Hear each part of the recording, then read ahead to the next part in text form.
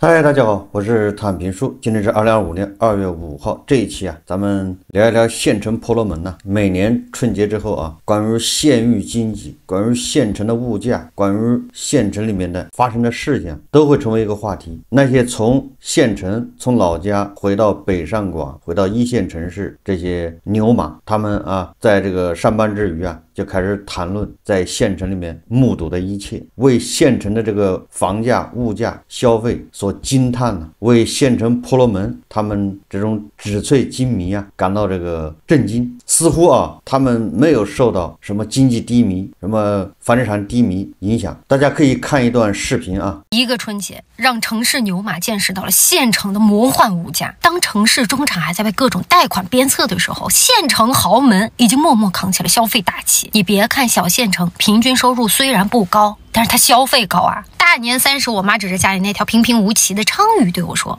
这个要500块，想看哪吒一张电影票79.8块，喝杯咖啡35块钱，我在杭州都只要9块9，理个发88，唱个 K 300多，买件外套2700块。中国的老钱都藏在了县城里。我那些留在县城的同学，个个都活成了人生赢家，住着独栋小楼，开着 BBA， 背着 LV， 车厘子草莓想吃就吃。回趟老家才知道，今年难过的只有我自己。那问题来了，小县城究竟谁在花钱？钱是怎么赚的？县城的消费底气又是怎么来的呢？毫不夸张地说，今年的消费数据全靠3、4线的居民在撑着。在1、2线商场销售额哭往下掉时，3、4线商场的租金正咔往上升，店面是越开越多。周大福要在3线及以下城市开7000家门店，星巴克要把店面开向3000多个县级市场，甚至连降价都刺激不起来的汽车销售量，据公安部数据，乡村新能源汽车渗透率这半年来提高了13个百分点。单看消费增量，1、2线和3、4线，接下来谁是大王谁是小王已经很清晰啦。县城的消费实力不容小觑。过去我们总觉得城市白领才是有本事的，留在老家的人没啥能耐。但有没有一种可能，就是这些本来能在县城留下来混得风生水起的人，那才是高人。这个叫瓜姐说的，县城的物价还非常高，一张电影票啊70、80，那些鱼啊、生鲜啊，在杭州或者深圳实际上都没那么贵，但是到了县城就非常贵。实际上网上啊也有很多这样的热搜啊，县城的物价为什么这么迷？叫迷之自信啊！不光是物价啊，还有很多这个返乡的这些年轻人呢，他们回到了县城啊，他不住家里面，住在酒店里，这个叫返乡年轻人订爆了县城的酒店。今天很多媒体也在报道啊，说睡懒觉不会被念，也不耽误中午回家吃团圆饭，一家人其乐融融，避免了不必要的麻烦。这届回乡过年的年轻人也带回了城里的消费方式，返乡不住家，县城里酒店成了他们过年处去。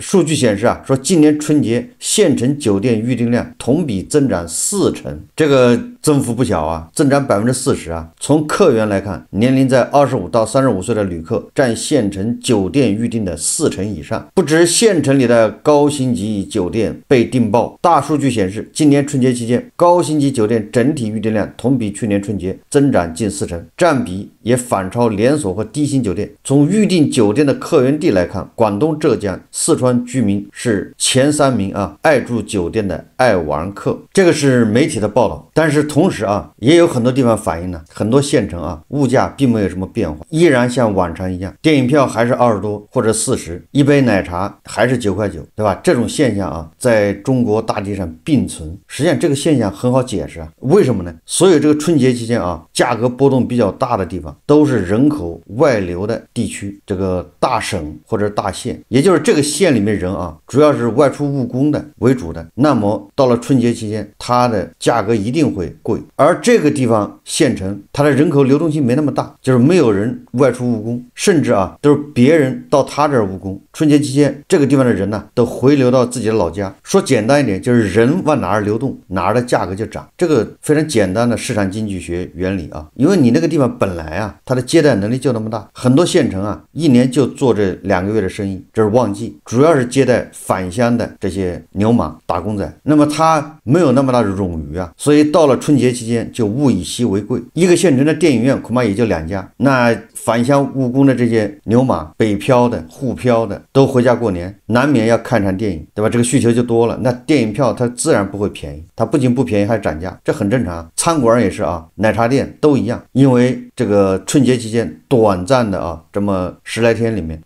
人流量突然暴增，价格飞涨，很正常。还有一个因素啊，就是电影、奶茶这些东西，它不是刚需，它是一种文化消费，或者是一种，对吧？即时这个叫情绪消费啊。什么意思呢？就只要不是刚需的，你打折和涨价对它的刺激啊没那么大。就是说，如果一个人不喜欢看电影，你说我电影票本来是100，我现在降到50，你让一个不喜欢看电影的人去看电影，他都认为是浪费，他就不看电影，对吧？你哪怕卖20一张，他也不看。加特老师的电影19.9块都没人看，你就降到9块9，别人还是不去看，这是一种情绪消费啊。反过来说，如果我愿意去看，对吧？本来是卖80的一张票的，你现在卖120，人家也愿意看，不会因为你多了40，说我忍了，我不看所以说你看电影票，县城的电影票价格比这个北京、上海要贵，不说贵吧，至少是让人感觉啊比它还要贵。因为大家这个通常的这个意识里面，那北京的票价100，你县城顶多50嘛，这样比较合理。实际上不是啊，北京的票价100，县城也是100，甚至还要贵一点。那就这意思啊，就是它没有那么大的差距。所以说啊，拯救电影票房的是3、4线城市啊，这个春节档啊也正常，因为主要人口啊从北上广深往3、4线城市、往县城回流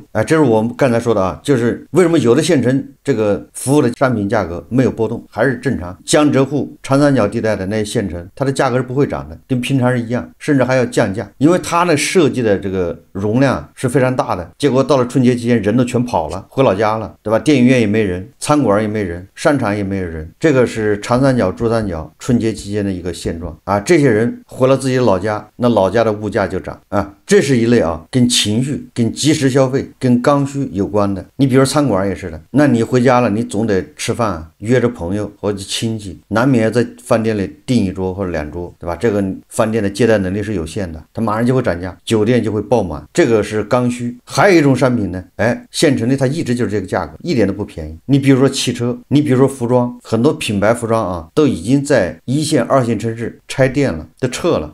干不下去的原因有多种啊，但是它跑到县城活得挺好。有很多在北京、上海干不下去的商场，这个大家自己可以搜索啊，这些商超啊，它在1线城市干不下去了，因为没有客流，他们下沉到3线城市、4线城市干得还如火如荼的，这是什么道理，对吧？比如说那个开金店的周大福，在1线城市都要撤店，3、4线城市它要增加店面，甚至连银行都这样。银行啊，在1线城市都是在网点要合并或者叫撤，减少网点，但是它在县城它要增加网点。实际上这是有个专业名词叫下沉市场，因为这个1线城市啊竞争过于激烈，白热化，已经很多服务啊已经饱和了。但是这一套模式，这一套玩法在县城、在乡村还是大有市场的。毕竟啊，县城里也有婆罗门啊，也有高收入群体啊，不能叫高收入群体啊，叫稳定收入群体，他们也需要这样的服务啊。所以你就会发现，这个县城里很多品牌服装店，什么衣服动不动2000、3000的，很多专柜啊，在1线城市的干不下去，跑到这些县城干得有声有色，都是谁在消费呢？所以这里面啊，关于县城的物价，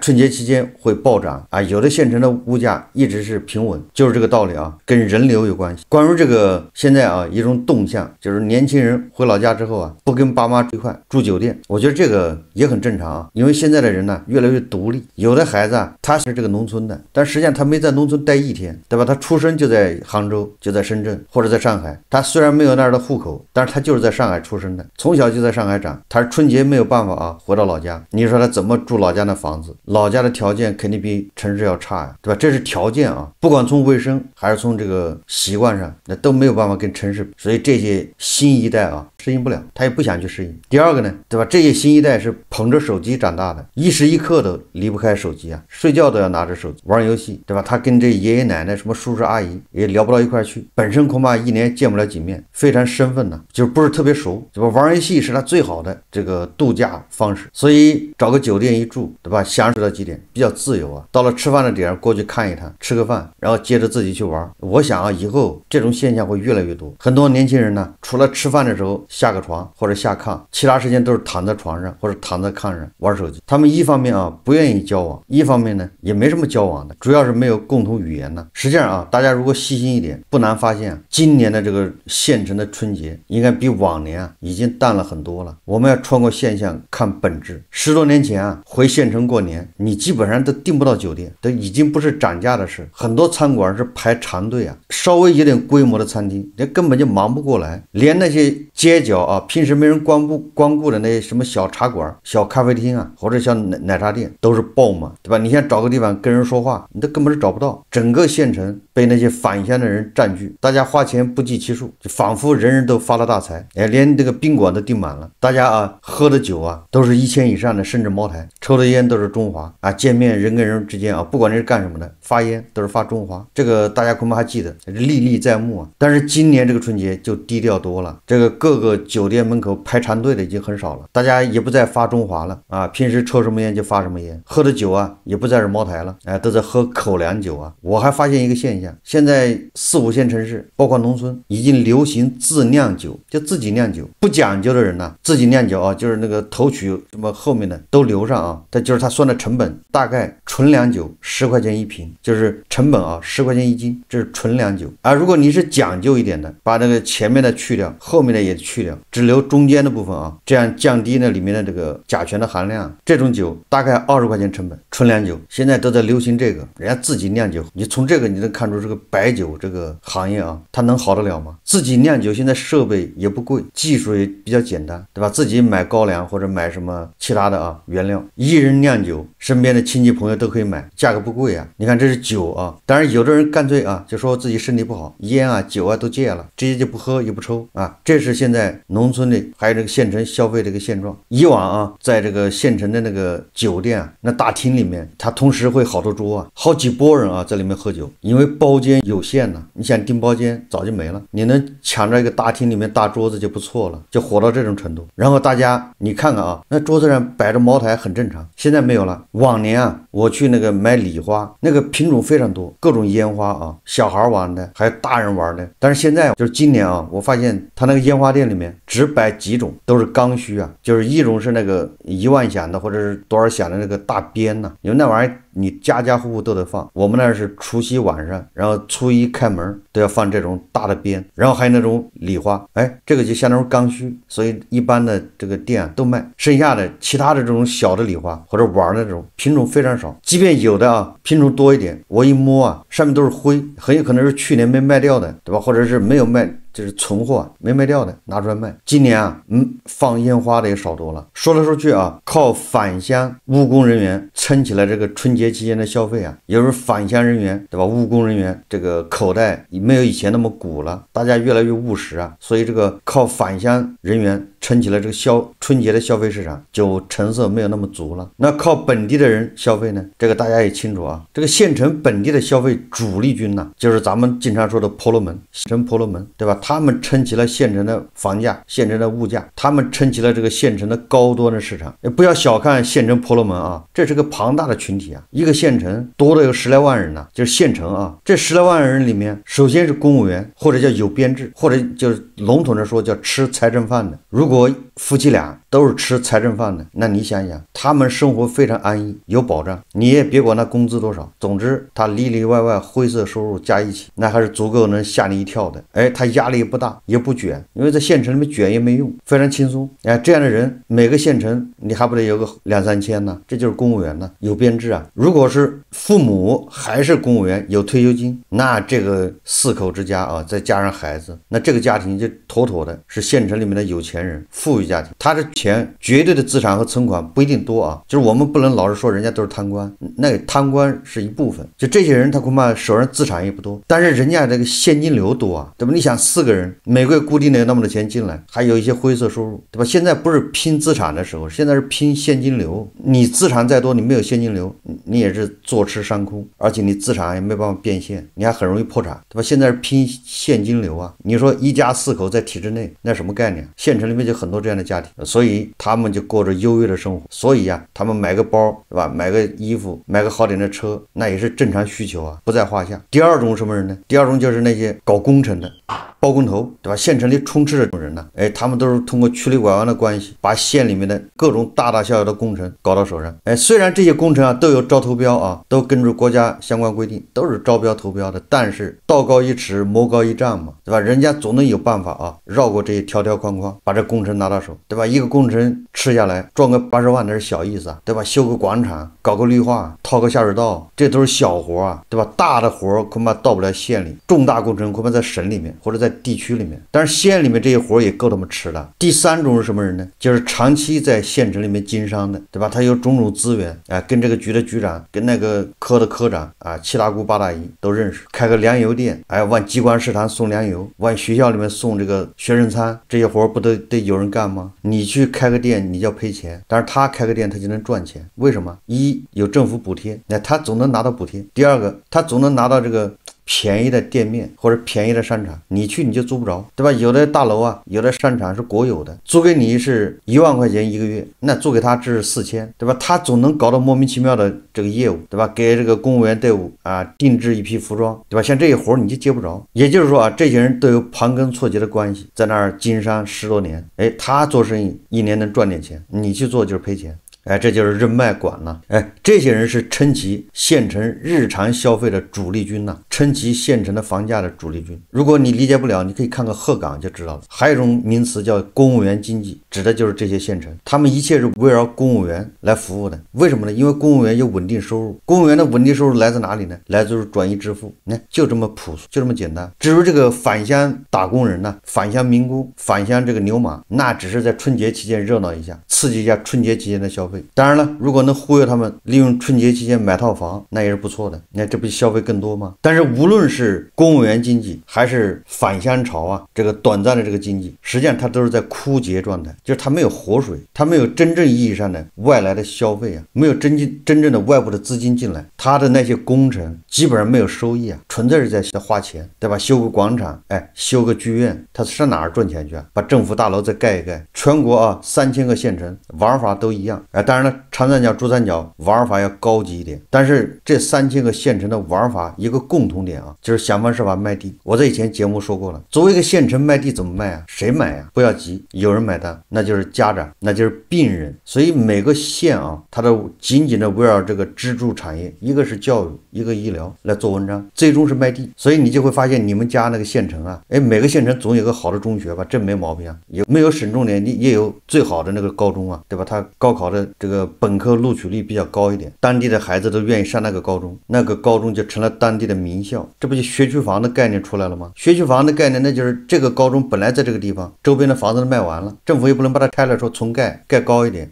你像北京、上海只能这么干，北京、上海只能把旁边就拆迁嘛，你本来是2层楼，给你拆成盖40层，这是合算的。但是县城的不能这么干，对吧？你把那高中周边的房子拆了，你再盖40层玩不了。所以最简单的办法就是搬学校，这个政府有这权利啊。理由很简单，因为学校现在面积太小，我们要建一个现代化的高中，服务于本县的教育，这个理由冠冕堂皇，非常正当。所以把这个重点高中搬到郊区去了，干什么？郊区的地便宜啊，把农民的地一征收，然后划一块是高中，旁边全部是商品房，开发呀。那周边那些地你卖给开发商，卖给碧桂园多少钱呢？对吧？1亩地还不得卖到1000万呢？你从农民手上收来顶多3-5万，政府卖给碧桂园就是1000万。我这举个例子啊，那你说政府挣多少钱呢？你搞什么经济啊？这就是搞经济。那你想，这个重点高中搬这儿来了，你在旁边买房子不是应该的吗？这是学区房啊。好了，等了周边的房子全卖完了，不好意思，学校又要搬，说这个不能说我为了学校发展，对吧？学校面积小了，你这么说打脸不行，换个说法，对吧？学校先教育要改革，把这2个高中合并，对吧？那2个高中合并要加强师资力量嘛，对吧？总之你得换个说法。好了，学校又搬走了，又搬了一个空地方，接着盖，接着卖周边的地啊，都这么玩啊。医院的玩法一模一样，你每个县都有一个好的医院吧，搬走，你医院一搬到那儿，周边的地价格就起来了，卖地。但是这一套在2021年结束了，就是恒大一暴雷，这一套玩不下去了，县城的房子卖不掉，县城的房子没有交易，价格也不降，一个县城二手房就是中西部一年能卖100套房就不错了。你想想什么概念？二手房就没有流动性，你标1万一平米，标5万一平米，还是标5000一平米都不重要，反正你卖不掉。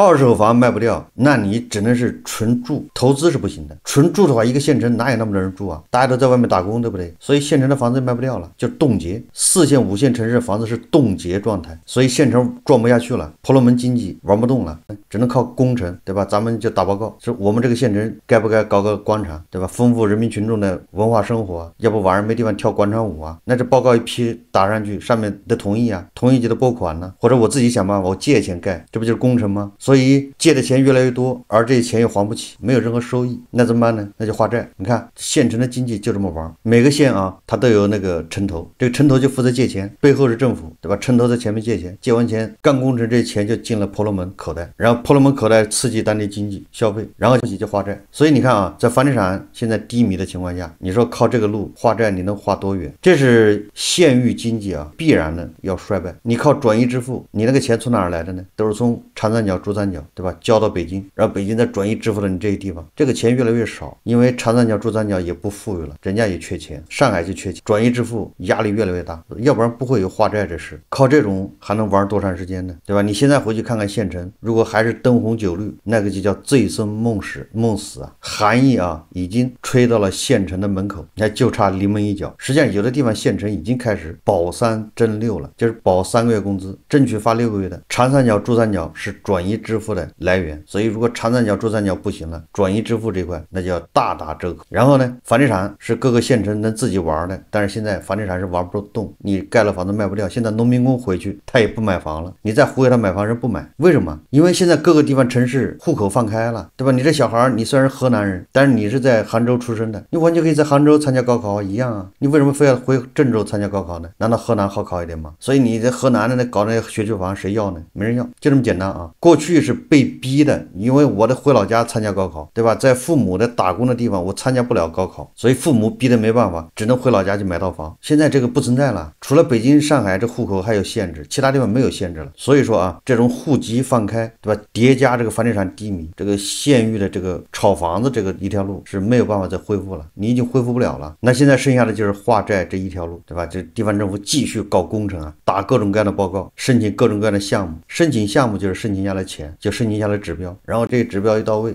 大家接着分钱，就剩这么一条路，这条路能走多远呢？这个路是越走债务越重，越走资产负债表越差，因为它都不产生收益啊，对吧？咱们节目也报道过，有的地方政府是吧，它在内地啊，它搞个广场，然后广场上面栽着什么椰子树，仿生椰子树，你说这不就是扯淡吗？对吧？你造一棵仿生椰子树多少万，完了还得维护，这个就是宰卖野田呐，这就是花大头的钱不心疼，无所谓，不花白不花，反正花完了之后可以化债，你不花这个钱，他们婆罗门从哪儿赚钱的？所以你看啊，你这个能走长远吗？所以现在来看啊，这个县域经济啊，婆罗门县城的消费差不多啊要加速下跌了，转折点马上就出现，这些返乡的牛马一年比一年穷，没法再支持当地的经济了，公务员经济啊也是难以为继啊。所以咱们说啊，有很多4、5线城市它不可避免的要鹤岗是地级市啊，它不是县城呐。好，这期节目我们就聊到这里，感谢大家收看。如果喜欢我的节目，欢迎订阅转发，也可以在下方留言评论，谢谢大家。